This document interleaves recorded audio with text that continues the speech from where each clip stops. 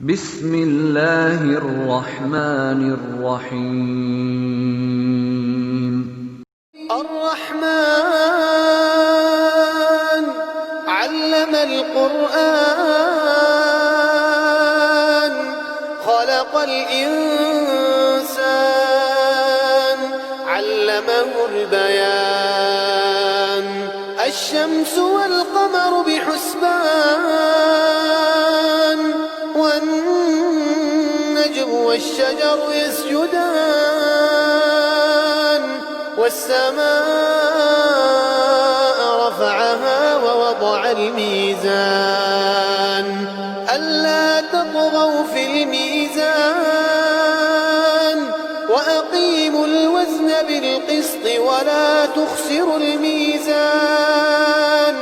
والأرض وضعها للأنام فيها فاكهة والنخل ذات الأكمام والحب ذو العصف والريحان فبأي آلاء ربكما تكذبان خلق الإنسان من صلصال كالفخار وخلق الجن من مارج من نار فبأي آلاء ربكما تكذبان رب المشرقين ورب المغربين فبأي آلاء ربكما تكذبان مرج البحرين يلتقيان بينهما برزخ لا يبغيان فبأي آلاء ربكما تكذبان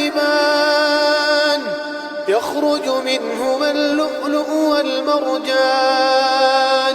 فبأي آلاء ربكما تكذبان وله الجوار المنشآت في البحر كالأعلام فبأي آلاء ربكما تكذبان كل من عليها فان ويبقى وجه ربك ذو الجلال والإكرام فبأي آلاء ربكما تكذبان يسأله من في السماوات والأرض كل يوم هو في شأن فبأي آلاء ربكما تكذبان سنفرغ لكم أيها الثقلان فبأي آلاء ربكما تكذبان يا معشر الجن والإنس إن استطعتم أن تنفذوا من أقطار السماوات والأرض فانفذوا لا تنفذون إلا بسلطان فبأي آلاء ربكما تكذبان يرسل عليكما شواظ من نار ونحاس فلا تنتصران فبأي آلاء ربكما تكذبان فإذا انشقت السماء فكانت وردة كالدهان فبأي آلاء ربكما تكذبان فيومئذ لا يسأل عن ذنبه إنس ولا جان فبأي آلاء ربكما تكذبان يعرف المجرمون بسيماهم يعرف المجرمون بسيماهم فيؤخذ بالنواصي والأقدام فبأي آلاء ربكما تكذبان هذه جهنم التي يكذب بها المجرمون يطوفون بينها وبين حميم آن فبأي آلاء ربكما تكذبان ولمن خاف مقام ربه جنتان فبأي آلاء ربكما تكذبان ذواتا أفنان